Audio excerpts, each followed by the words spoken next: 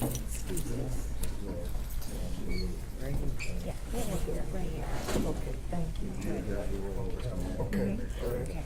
Turn around. Thank you.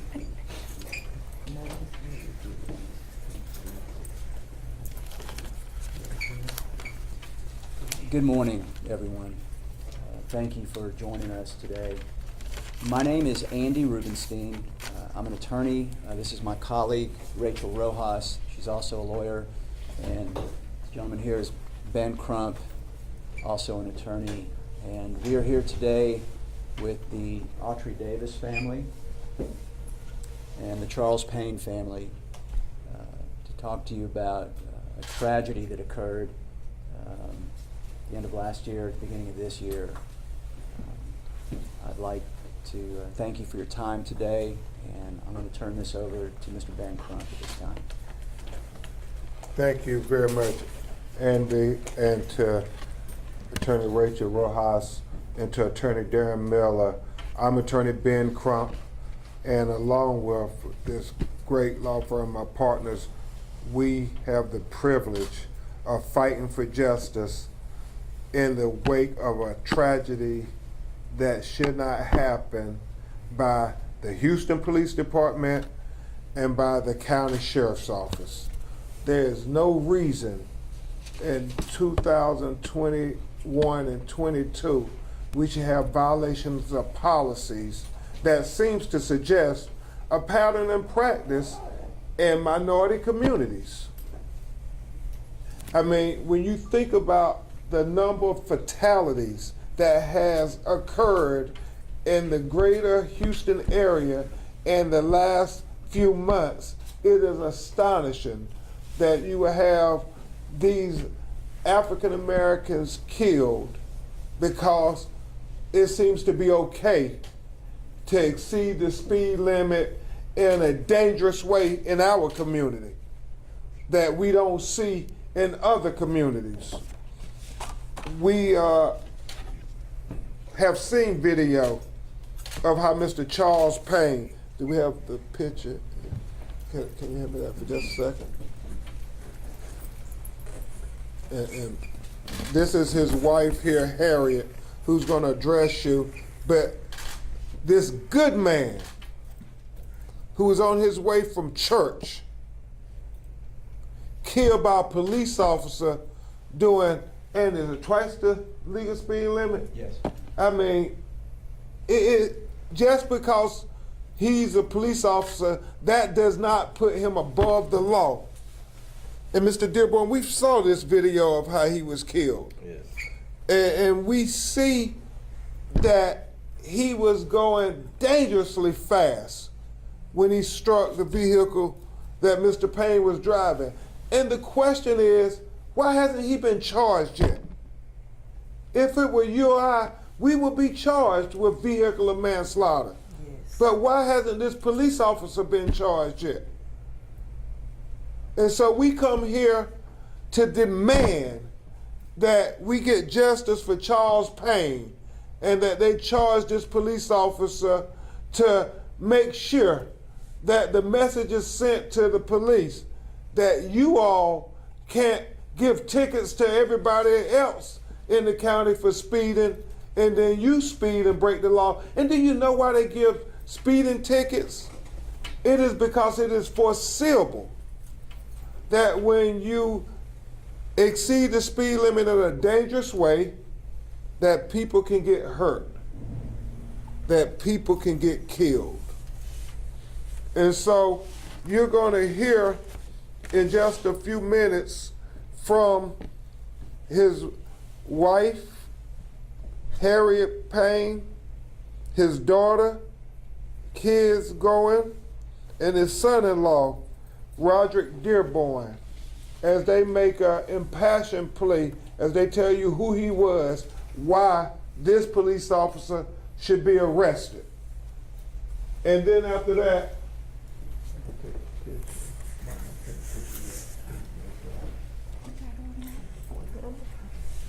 you're going to hear from, you're going to hear from the mother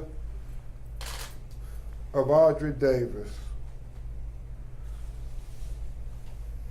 who was in the vehicle with her 2 children, Brianna, who's 2 years old, and Kyle, who's 3 years old, who was violently hit by the county sheriff's deputy, and it caused her to have to bury her child, Audrey, and just as worse, her 3-year-old son is missing part of his skull as a result of the police violating the chase and pursuit policies. And it's so tragic because not only are they dealing with the loss of their daughter and sister and niece, but they're also having to take care of this 3-year-old baby who has severe brain damage. You can only imagine what a challenging life he's gonna have now. And that's why we have to follow the policies and procedures, because it is foreseeable. When you do this, there's real damages, real consequences, and real loss. There's a hole in her heart that would never be filled, just as it is with Miss Harriet and her family when she, said I do to Charles Payne. She never thought to death would do us part would come at the hands of the police. And that's why we're here today. And we are demanding that they release the video, the dash cam video that claimed Audrey Davis's life, because they have a right to see what happened to their daughter. And you all in Harrison County have a right to know what happened. You have that right, because then when you see the way he was exceeding the speed limit in the dangerous chase that he did, you would say it should be accountability, because Audrey, life mattered, and her son, life matters, Kyle, and certainly, Mr. Charles Payne, life mattered. Mr. Charles Payne was a pillar in the community. He was the patriarch of his family. He was a leader in his church.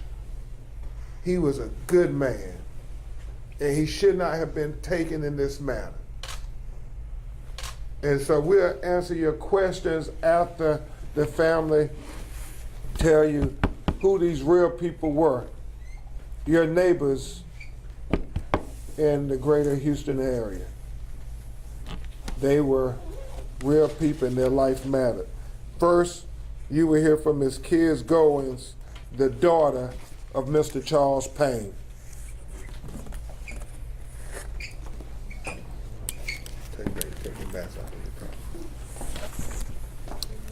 Hi, my name is Kiz Goins, and I'm just here to represent for my father and my family members that can't be here. When my dad was taken away from us, a spiritual advisor, a confidant, a mentor for the community, all of our friends, they looked up to my dad. My dad mentored a lot of them.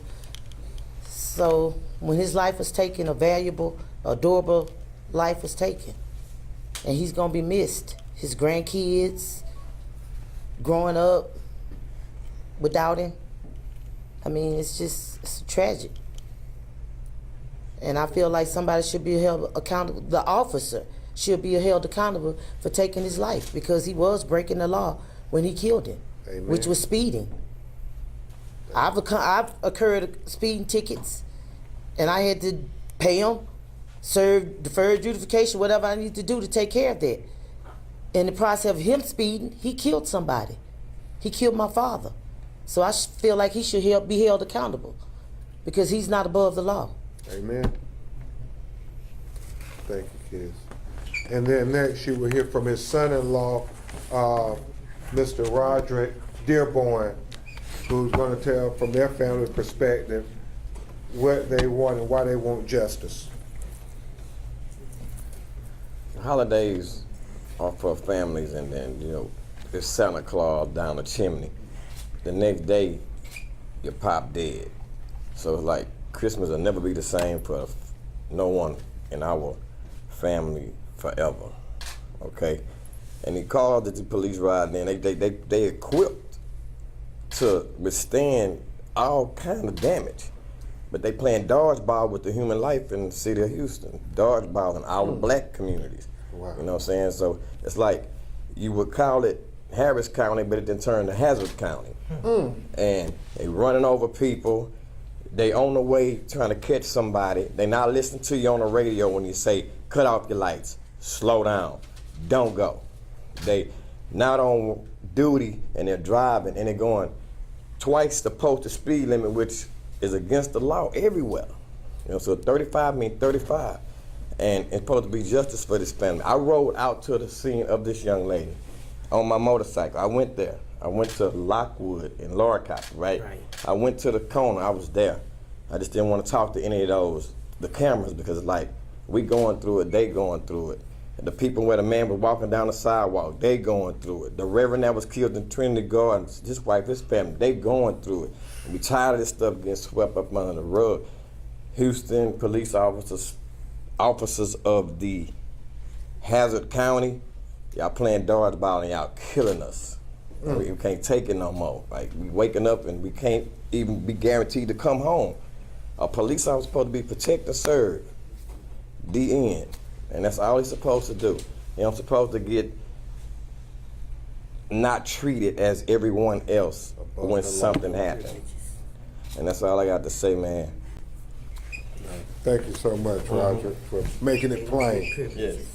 And thank you for going to try to acknowledge the Davis family, because they are brought together in tragedy. And that's 4 African Americans within a few months. Their lives have all been claimed because of the recklessness of the police officers.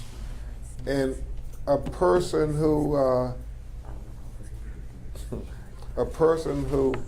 has suffered probably the greatest loss is his wife of how many years, Miss? 56. 56. 57, I'm sorry. 57 years. You can only imagine when she was notified of what happened to her husband coming from church. Let that sink in. And as Roderick said, the day after Christmas, how would Christmas be for her the rest of her life? So Ms. Harriet is going to speak to you from the heart. Obviously, she's still devastated by this.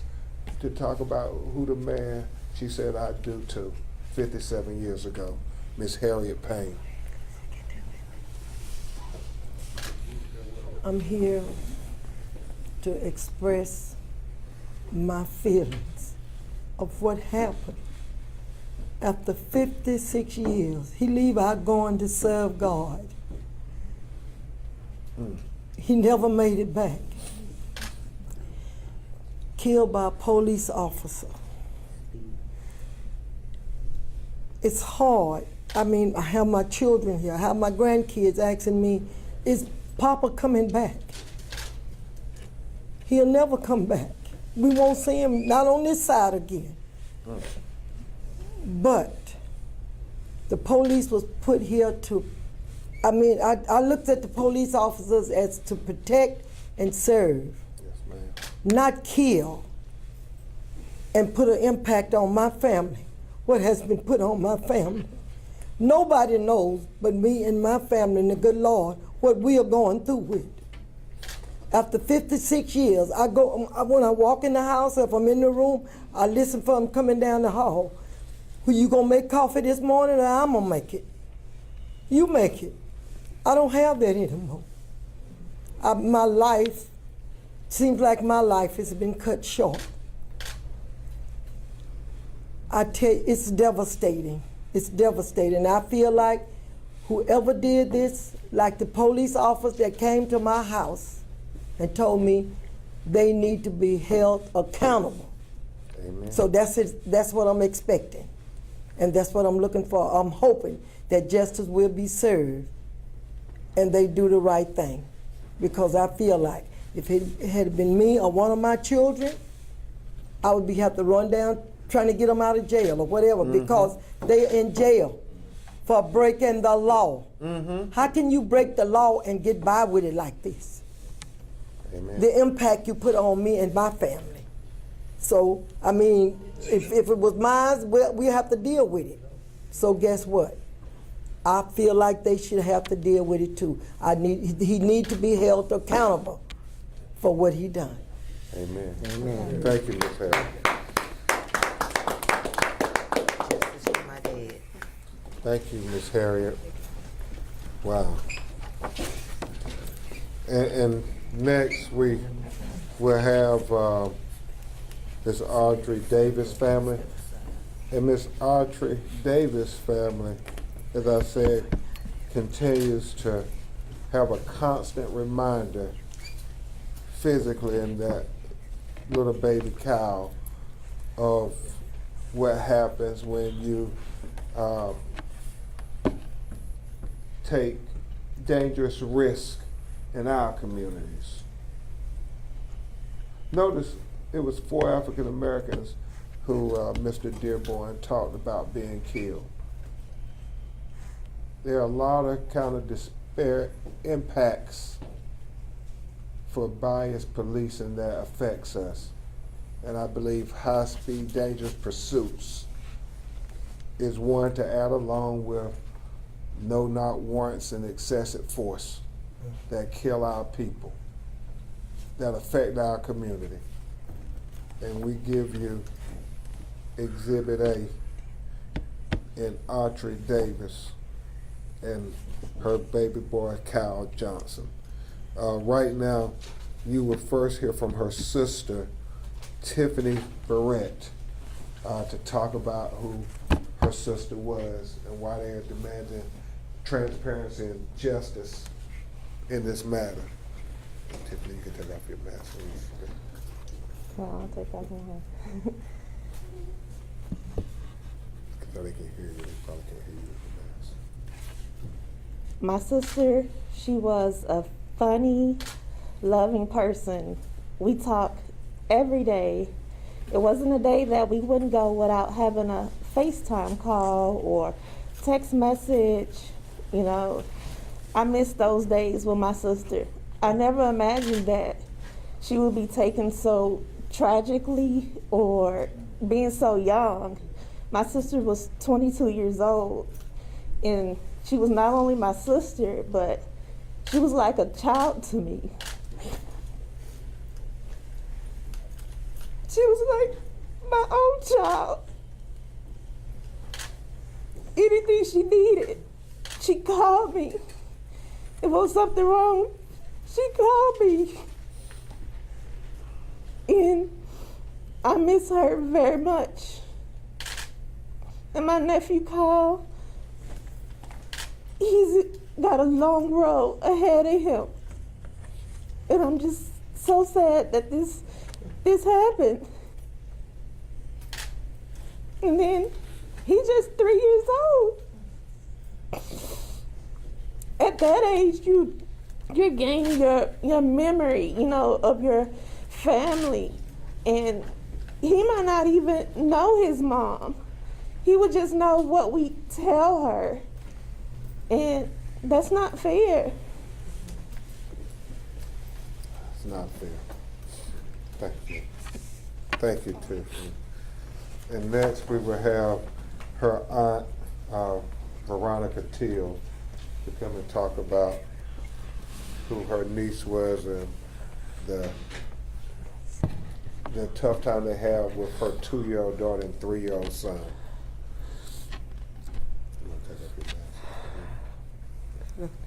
Okay. My niece, she wasn't just a niece. She was a mother. She was a mother. She was a sister. She was a cousin. Waking up every day, seeing my nephew in the state that he's in, and knowing that my niece is gone and never will return due to the hands of an officer, neglect, is very hard. It's very hard to see my sister go through this every day. And knowing that her child is gone, it's hard to wake up every day and knowing that you'll never see your niece again. It's heartbreaking, overwhelming. And to also think that her life didn't matter because it's swept under the rug. I never want anybody to forget my niece or my nephew and who done it to her. She would still be here. If it wasn't for the negligence of an officer, she would still be here with her kids. My sister wouldn't have to raise her grandkids. My niece wouldn't have to cry, my other niece, 'cause she lost her sister. My kids wouldn't have to cry because they lost their cousin. Thank you, Veronica. And before you hear from her mother, you will finally hear from her cousin, Shalise Johnson, to say a few words, and then we will bring her mother up. I won't talk long. What I will say is, I watched Archie grow up from a baby to an adult. I watched her become a mother. And I knew that she was an amazing mother for her kids. I know that she was taken too soon and that there's nothing that we can do to bring her back. My baby cousin is going to have a long road ahead of him with recovery and not knowing what physical functions he'll be able to perform, what quality of life he will have as a result of his accident. Jesus. As her sister said, what is he going to remember of his mom? What is her daughter going to remember of her mom? Only what we tell them. Only what we show them in pictures and videos and how we express what kind of a vibrant person and personality that she was. This is sad, it's tragic. It took a while to set in, to accept. It's too much and somebody's responsible for it. She can't come back. We have to go on knowing that it could have been avoided. She could still be here. And as a family, we're pulling together to strengthen each other, to carry on. We were fortunate enough to have a family Zoom call 4 days before she passed. And we all talked and laughed and joked, and we looked at each other. And that's one thing that I'm grateful for, that we all got to see each other at least one last time. And we laughed and we joked and we said our I love yous and goodbyes. But I didn't want it to be the last goodbye. It's too much, and we want justice for her and for her son. Thank you. Thank you. Thank you, Shalinda. And we do need justice for Audrey, but we first got to get transparency so we can see the truth, which is the cornerstones and foundation for justice. And now we will hear from Miss Simone Till, who lost her 22-year-old daughter far too soon. And Miss Harriet, if you could come and stand beside her. This is what loss looks like. These are real people. If you would take your mask so they can hear you. I lost my baby through the negligence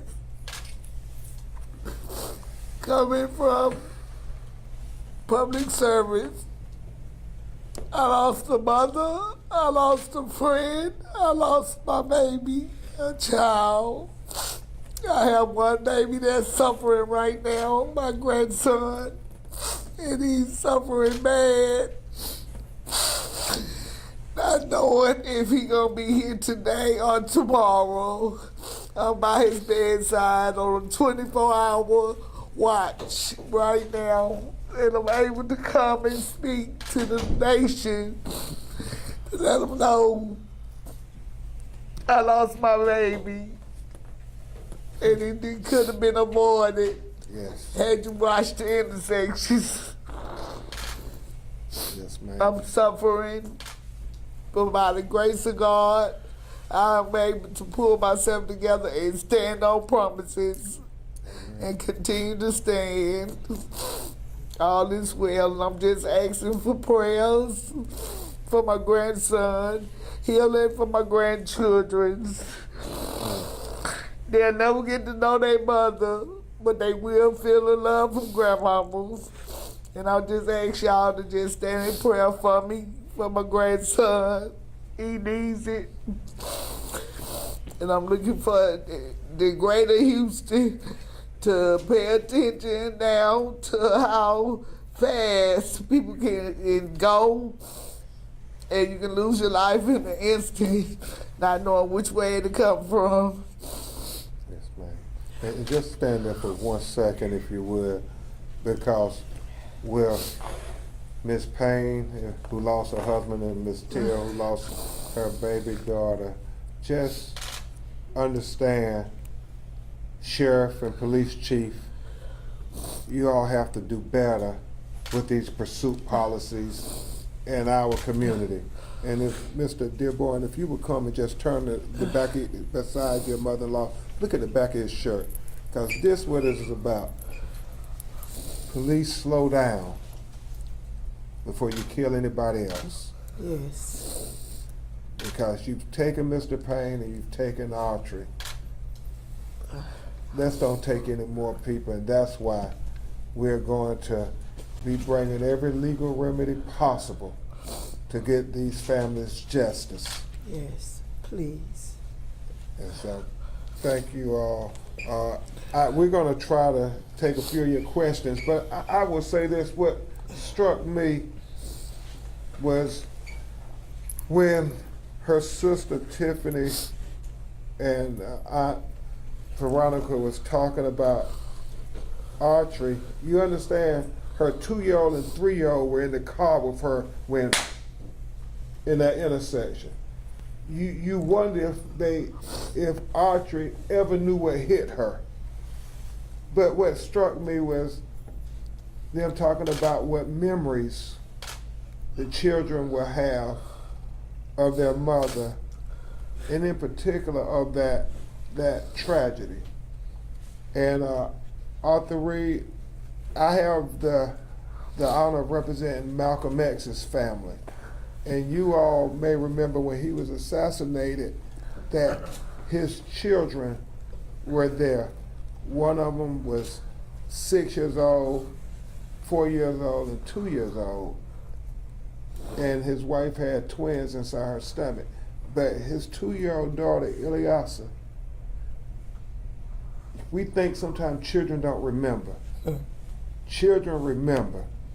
And so on top of everything that Miss Simone has to deal with, we're trying to make sure Kyle can have some quality of life now that he's missing part of his skull. They also have to deal with their 2-year-old granddaughter, Brianna, and what memory she have, the psychological scars. Miss Harriet, Kizzy, they have to deal with those psychological scars, that trauma. Yes. I mean, you see the video, knowing that that was his last moments on this earth. Did he suffer? You know, was he going through the pain? You think about that with your loved ones. And so, police chief, sheriff, we can do better. We can do better. We'll take your questions, if you have any. Has the lawsuit been filed, and what are you seeking specifically? Well, obviously, Attorney Rubenstein and Attorney Rojas and I are going to seek everything possible to give justice for something that is invaluable. If Miss Harriet, if you offered her $1 billion, she would take back Charles. She would say, That's right. give me 57 years, give me 58 years. Back. I have no question in my mind that to see her daughter make it to 25 to 30, to watch her children graduate from high school, Simone wouldn't take any amount of money. But that's all our system has. So we're going to bring these federal civil rights lawsuits for excessive force and violation of policies, to hold these officers accountable, to not let them sweep it under the rug, because if we let them sweep it under the rug, what would be next? And so that's why we're going to bring these lawsuits. But first, we're demanding that you get the video released. Thank you for your question. Mr. Crump, Yes. you said earlier that you implored the police chief, the sheriff, to change their pursuit policies. What changes would you like them to make? And one of the things is, don't do high-speed pursuits in our community and don't do them in nobody else's community as if our children and our loved ones don't matter. Because they do. They don't do these high-speed pursuits in other communities.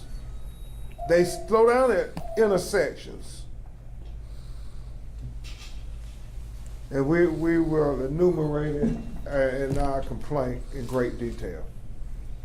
Yes, ma'am. Can you speak to how this is another form of police violence against communities? Yeah, you know, what struck me is what, as Mr. Dearborn said, and I had talked to Attorney Rubenstein as well as Attorney Rojas said, and we talked as our legal teams, Mr. Reed, also about, you know, these high-speed pursuits. We looking at, it's only black people being killed, and the question that draws to your mind, well, why are other people being killed in our white brothers and sisters communities? Because they're slowing down, they're being prudent, they're following policies, they're checking at intersections. You know, they're using technology to apprehend the person. Well, you know, we have radios. We know with our vision, we can get the license tag number. You have cameras at every intersection.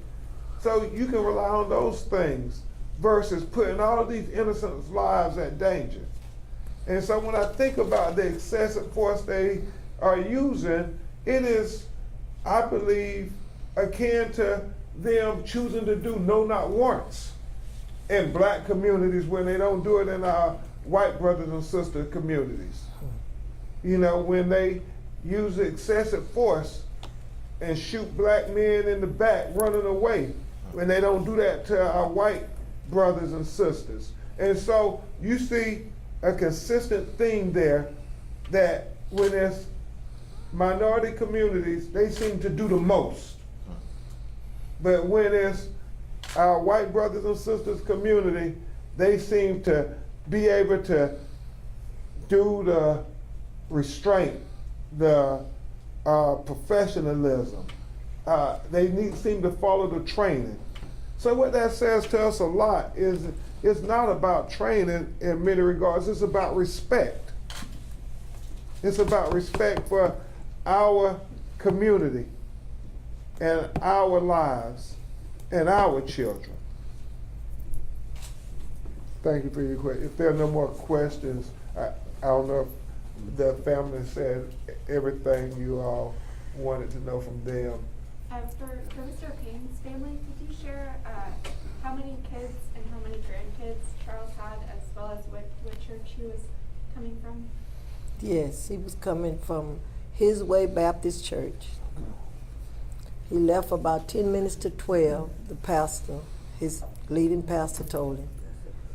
And 5, they say he got killed, I think it was 5 after No, 1201. 1201. Exactly. Exactly. 13 grandkids and 7 kids. Hey, y'all got to, Take your time. I'm telling you. And the ages of Audrey's children, Brianna was 2 years old and Cal was 3 years old. And they were in the car with their mother.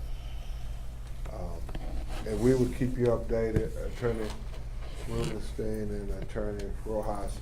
We would notify you when all the pre-notice requirements are filed, and we may gather all together again when we file the lawsuit, if the county and the city don't step up to do the right thing. Thank you all. God bless you. Yes, ma'am.